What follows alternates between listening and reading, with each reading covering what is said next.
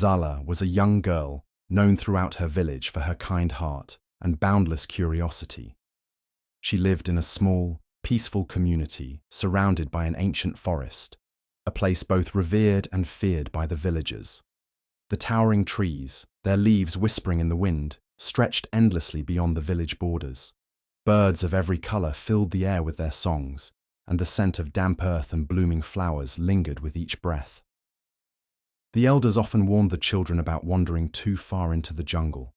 Legends spoke of spirits hidden among the trees, creatures unseen by human eyes, and paths that led to places from which no one ever returned. Zala, however, had always felt drawn to the forest, as if it held secrets meant for her to uncover. One late afternoon, as the sun dipped lower in the sky, she was gathering firewood near the village edge, when a strange sound reached her ears. It was a faint, sorrowful chirping, unlike the usual melodies of the jungle birds. The sound was weak, almost desperate, as if something was calling out for help. She paused, her heart quickening.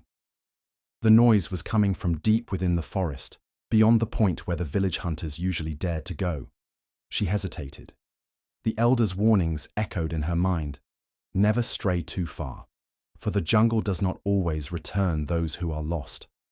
But the sound tugged at her heart. What if it was a helpless creature in pain? She took a step forward, then another, moving past the last familiar trees and into the unknown. The deeper she went, the thicker the air felt. Sunlight barely reached the forest floor, casting eerie shadows that swayed with the wind. The chirping grew fainter, and for a moment, she feared she had lost its source. Then, she saw it. Lying on the ground beneath a great baobab tree was a small bird, its body limp, its feathers shimmering in a way that seemed unnatural. It was unlike any bird she had ever seen. Its feathers held hues of deep blue and gold, shifting colors as the light touched them. Its tiny chest rose and fell in shallow, labored breaths. Its eyes, golden and strangely human, fluttered open and met hers. Zala knelt beside it, her fingers trembling. She had seen many injured animals before, but something about this bird felt different. It wasn't just injured, it felt out of place, as if it didn't belong to this world. Zala carefully picked up the fragile bird, cradling it in her hands. Its body was unnaturally light, as if it were made of something other than flesh and bone. The feathers shimmered under the dim forest light, shifting from deep sapphire to golden amber with every slight movement. She had never seen a bird with such an unusual glow. Its colors seemed almost alive, as though they carried whispers of an untold story. The bird's golden eyes flickered open again, locking onto hers with an intensity that sent a shiver down her spine. There was something wise about those eyes, something that made it seem far older than it should be. It didn't struggle, didn't try to flap its wings or flee as a normal bird would. Instead, it simply gazed at her, as if it recognized her, as if it had been waiting for her. A strange feeling crept into Zala's chest. The forest around her had gone unnervingly silent, the usual rustling of leaves and distant chirping of other birds now absent. Even the wind had stilled. She felt as though she had stepped into a place where time no longer followed the rules she had always known. Holding the bird closer, she ran a gentle finger along its delicate wings. There were no signs of wounds, no broken bones or visible injuries, yet it was weak, its breath barely more than a whisper against her skin. The more she looked at it, the more she felt an energy surrounding it, something ancient and powerful, yet hidden beneath layers of exhaustion and pain. A sudden realization struck her. This bird was not just an ordinary creature. It was something else, something beyond the world she understood. And whatever it was, it needed her help. Zala held the fragile bird close to her chest, feeling its shallow breaths against her skin. She knew she couldn't leave it there, helpless and alone. Whatever this creature was, it had chosen her, and she could not turn away from it. Carefully, she wrapped it in a piece of cloth and stood, glancing around the darkening forest. The eerie silence still hung in the air, as if the trees themselves were watching her. She took a deep breath and hurried back toward the village. As she approached the familiar dirt paths of her home, she hesitated. The elders had always warned against bringing unknown creatures into the village, especially those found deep in the jungle. They believed that the forest held spirits, some benevolent, some dangerous. If they saw this bird, this strange, shimmering creature, they might demand that she leave it behind. Determined to keep it safe, Zala clutched the bundle closer and slipped quietly into her family's hut. The small, round dwelling was dimly lit by the soft glow of an oil lamp. She laid the bird on a woven mat near the fire and carefully examined it. Its eyes flickered open briefly before closing again, too weak to remain awake. She thought of her grandmother, who had taught her about healing herbs when she was younger. Digging into a small wooden box, she pulled out dried leaves and powders, their earthy scents filling the air. She crushed a few into a bowl, mixing them with warm water before gently pressing the herbal paste onto the bird's delicate wings and chest. The bird didn't resist. It remained still, its tiny body barely rising and falling with each breath. Just as she finished, a shadow appeared at the entrance of the hut. Zala's heart pounded as she turned to see the village healer, an elderly woman named Mama Jua. The old woman stepped inside, her sharp eyes scanning the dim room before settling on the bundle beside Zala. "What have you brought into your home, child?" Mama Jua's voice was low and heavy with warning. Zala hesitated before answering, her fingers tightening around the edges of the cloth. "A bird," she said simply. "It was dying in the forest. I couldn't leave it." Mama Jua moved closer, studying the creature carefully. For a long moment, she said nothing. Then she exhaled, a troubled expression crossing her face. "This is no ordinary bird," she murmured. "You may have invited something dangerous into your home." Zala's heart clenched, but she refused to let fear take hold. "It's weak. It needs my help," she insisted. Mama Jua met her gaze, her eyes dark with unspoken knowledge. "Some things are not meant to be saved, Zala," she said. But when Zala didn't waver, the healer sighed and straightened. "Be careful, child. The forest does not give gifts without expecting something in return." With that, she turned and left, leaving Zala alone with the mysterious bird. Ignoring the old woman's warning, Zala turned back to her patient. Whatever this creature was, whatever secrets it held, she had already made her choice. She would do whatever it took to keep it alive. Over the next few days, Zala dedicated herself to nursing the strange bird back to health. She fed it drops of honey water, kept it warm near the fire, and whispered soft reassurances whenever its golden eyes flickered open. Slowly, its strength began to return. It no longer lay limp in her hands, and its once labored breathing grew steadier. But as the bird regained its vitality, peculiar things started happening in the village. First, the crops changed. The villagers awoke one morning to find their fields overflowing with food. The maize stalks, which had barely reached Zala's waist the day before, now towered above her head. The yams had doubled in size, their vines curling unnaturally fast along the wooden fences. Even the fruit trees in the village bore ripened mangoes and papayas, though the season for such harvests had not yet arrived. The villagers whispered among themselves, marveling at the sudden abundance, but unable to explain it. Then, the river transformed. At night, when the moonlight touched its surface, the water shimmered like liquid silver. Those who fetched water claimed it felt different, cooler, fresher, as if infused with unseen energy. Some even said that drinking from it made them feel lighter, as though a great burden had been lifted from their souls. But the strangest changes of all came from the animals. The village dogs, usually playful and rowdy, became unnaturally still whenever Zala passed by. One evening, she stepped outside her hut and found them sitting in a row, their heads bowed in silent reverence. Birds gathered on her rooftop, watching her with keen, knowing eyes. Even the cattle and goats seemed to move aside when she walked past, their usual restlessness replaced with quiet obedience. The villagers noticed. Some believed Zala had been blessed by the spirits, that the forest had chosen her as a guardian of its gifts. Others were not so sure. Whispers spread through the village. This is not natural. No girl has ever held such power. Some feared she had tampered with forces beyond her understanding. One evening, as Zala finished tending to the bird, she heard voices outside her hut. Stepping out, she found the village chief, Baba Olumo, standing with a group of elders. His face was lined with age, his presence commanding respect. He studied her carefully, his eyes dark with unspoken concern. "Zala," he said, his voice steady but firm. "The people speak of strange things. The land thrives, the river glows, and the animals bow to you. Tell me, child, what have you done?" Zala's heart pounded. She wanted to tell the truth, to explain that she had only saved an injured bird. But deep down, she knew that this was no ordinary creature. She glanced back at her hut, where the golden-eyed bird rested inside. Was it truly her doing, or was the bird far more powerful than she had realized? She looked back at the chief and took a deep breath.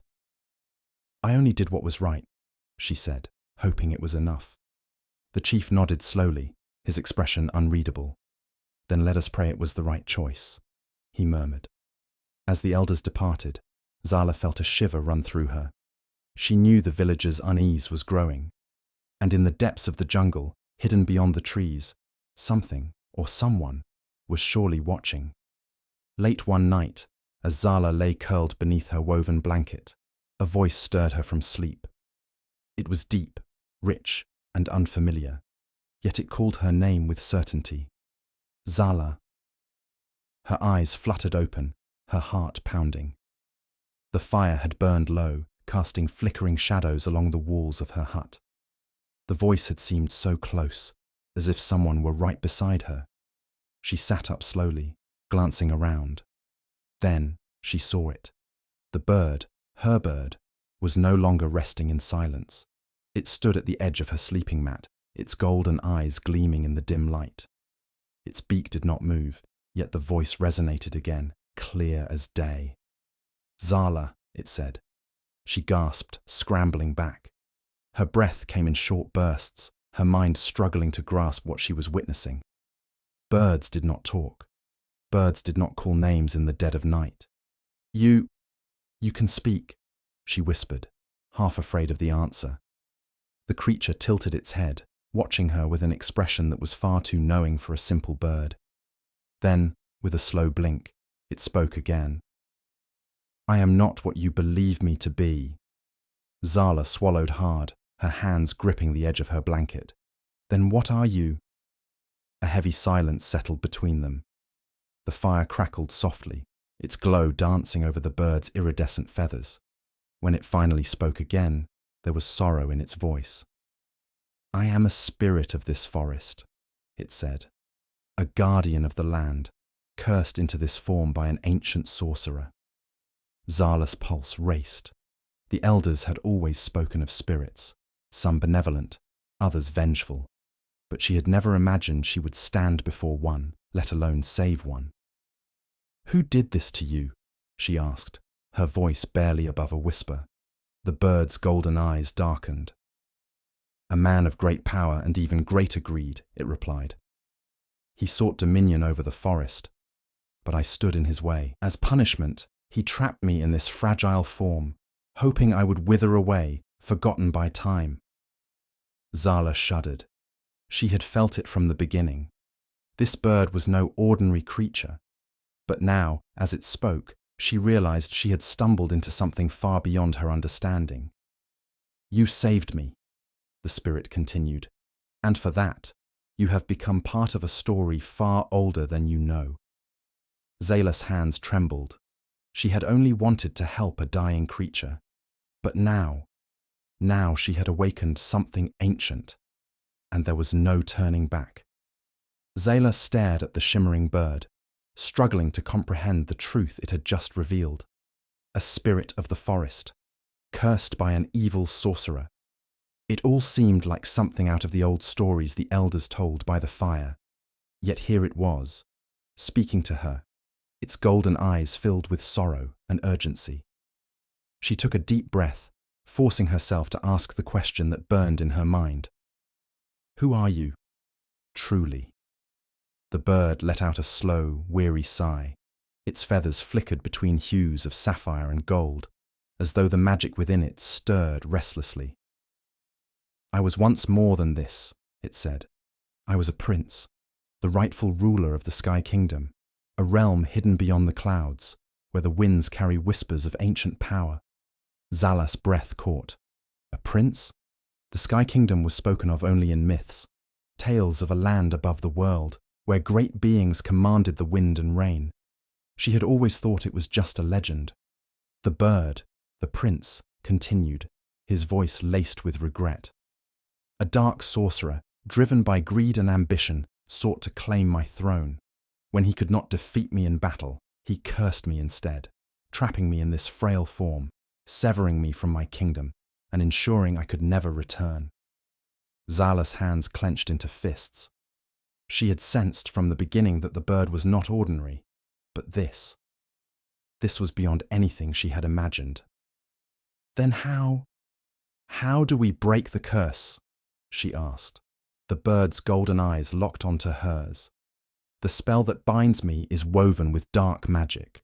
Only one with a pure heart, one who acts out of kindness without seeking reward, could ever hope to unravel it. Zala's eyes widened as realization dawned. Me, she whispered. The bird nodded. You are the chosen one, Zala. You saved me without knowing who I was. You risked yourself when others would have turned away. His voice grew more urgent. But we do not have much time. The sorcerer who cursed me will sense that the spell is weakening. If he discovers that you are the one breaking it, he will come for you. A chill ran through Zala's spine. She had unknowingly stepped into a battle far greater than herself. The thought of facing a powerful sorcerer was terrifying. But when she looked at the bird, she saw something else. Hope. She had set this path in motion the moment she had lifted the fragile creature from the forest floor. And now, there was no turning back. I will help you, she vowed, determination settling in her chest. No matter what it takes. The bird dipped its head in gratitude. Then our journey begins, Zala. And so does the fight to reclaim my throne. That night, the wind carried a warning. It howled through the trees with an eerie whisper, shaking the leaves as if the forest itself trembled in fear. Zala sat by the fire, the once fragile bird now perched on her shoulder, its golden eyes glowing with unease. He knows, the prince murmured. The sorcerer has sensed the spell breaking. Zala's stomach tightened. She had hoped for more time to understand the magic at work, time to prepare for whatever was coming. But she should have known that dark forces would not let go so easily. A distant cry pierced the night. It was not human. Zala jumped to her feet, rushing to the doorway of her hut. Across the village, shadows moved unnaturally, slithering along the ground like living ink. Figures with glowing red eyes lurked at the edge of the trees, watching, waiting. The dogs, who had once bowed to her, now cowered in silence, their tails tucked beneath them. The prince stiffened. Dark creatures, he said grimly. The sorcerer has sent them to find me. A scream rang out as one of the villagers spotted the creatures. Panic spread like wildfire. Torches were lit, men grabbed spears, and the village erupted into chaos. Zala's heart pounded. This was her fault. She knew what the creatures wanted. If she stepped forward, if she handed over the bird, they would leave. The village would be safe. But then what? The prince would remain cursed, trapped forever in this fragile form. The Sky Kingdom would remain under the sorcerer's rule. And she would have betrayed everything she had fought for. Before she could decide, a group of elders gathered in the center of the village, their expressions tense and divided. The girl has brought this upon us, one of them cried. She has angered dark forces. We should give them what they seek, another shouted. Let them take the bird and be done with it. But others hesitated. Mama Jua, the village healer, stepped forward. She saved a life, she said firmly. Would we now cast her aside when she needs our help? Murmurs of disagreement rippled through the crowd. Some were with Zala, others against her. Baba Olumo, the village chief, turned to her, his eyes unreadable. Zala, he said, his voice heavy with the weight of the decision. You have brought something powerful into our midst. But now you must choose. Will you give it up to save your people, or will you stand and fight? Silence fell. The creatures in the darkness waited. The villagers held their breath. Zala looked at the prince, then at the frightened faces around her, and in that moment, she knew. Whatever she chose, nothing would ever be the same again. Before the village could decide her fate, the prince turned to Zala, his golden eyes filled with urgency. There is no more time, he said. We must leave before sunrise. You must take me to the tallest mountain. Only there can the curse be broken. Zala's breath caught. The tallest mountain lay far beyond the village, past the river's winding path, through the densest part of the jungle. It was a place few dared to venture, a place said to touch the very edge of the sky. She looked around at the fearful villagers, at the dark creatures slithering beyond the torch's glow. She had already made her choice. I will go, she whispered. Without another word, she grabbed a satchel, tucked the prince safely inside, and slipped into the night. The journey was treacherous. The jungle, once a familiar friend, now felt like a living maze, shifting with unseen eyes watching her every step. Vines twisted unnaturally. Paths that should have been clear were suddenly overgrown. The air buzzed with an eerie hum. The spirits of the forest awake and aware of her presence. Then came the first test. As she waded through the thick foliage, a voice called out. A warm, friendly voice. Zala, it said, you are going the wrong way. She turned and saw a young boy standing beneath a great baobab tree. His smile was kind, his eyes bright with mischief. The mountain is dangerous, he said. Let me take you on a safer path. Zala hesitated. The boy seemed harmless, but the prince stirred inside her satchel. Do not trust him, he whispered. That is a trickster spirit. He will lead you astray. Zala's grip tightened. She had heard tales of spirits who lured travelers away, trapping them in endless loops of time. Taking a deep breath, she ignored the boy and pressed forward. Behind her, the trickster's laughter echoed before vanishing into the wind. The second test came soon after. Dark clouds gathered above, the wind howling through the trees. The skies opened and rain poured down in torrents. The path turned to mud, the river swelled, rushing like an angry beast. Zala shivered, looking for shelter, but there was none. The prince spoke again, his voice urgent. You must keep going. If we delay, the curse will never be broken. She pressed on, every step a battle against the storm, her clothes soaked, her feet aching. Finally, near the mountain's base, the last test awaited her. A great stone blocked her path, impossible to climb. A voice, deep and ancient, rumbled through the air. To pass, you must leave behind something of great value. Zala's heart clenched. She had nothing but her satchel, the prince, and a single necklace, one her mother had given her before she passed away. It was all she had left of her. Her fingers trembled as she unclasped the necklace, holding it close for one last moment. Then, with a deep breath, she laid it before the stone. A gust of wind roared through the mountain pass, and the stone rumbled, slowly rolling aside. Zala stepped forward. The peak of the mountain was near, and the final battle was about to begin. As Zala climbed the final stretch of the mountain, the sky began to shift. The deep blues of the night melted into soft shades of orange and pink. Dawn was moments away. The prince stirred inside her satchel. Hurry, Zala. The ritual must begin before the first light touches the peak. She reached the summit, breathless, her legs aching. Before her stretched a vast, empty plateau, its surface smooth, as if untouched by time. The air was thinner here, charged with an ancient energy. Zala gently placed the bird on the cold stone. It shivered, its golden eyes glowing with anticipation. "What do I do?" she asked. The prince's voice, though still weak, was steady. "You must call upon the Sky Kingdom. Speak the words of the old tongue, Asani Weri Kovu, and offer the sky a piece of your heart." Zala hesitated. "A piece of my heart?" "The sky only grants power to those willing to sacrifice," the prince explained.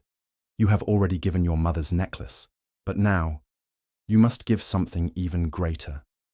Your deepest wish." Zala's throat tightened. Her deepest wish. She had always longed for one thing: to have a family again, to see her mother's warm smile, to hear her father's laughter. If she spoke that wish to the sky, if she gave it away, she would never have it. Her fingers clenched into fists. But this was bigger than her. Taking a deep breath, she raised her arms to the heavens. "Asani Weri Kovu," she whispered. The wind stilled.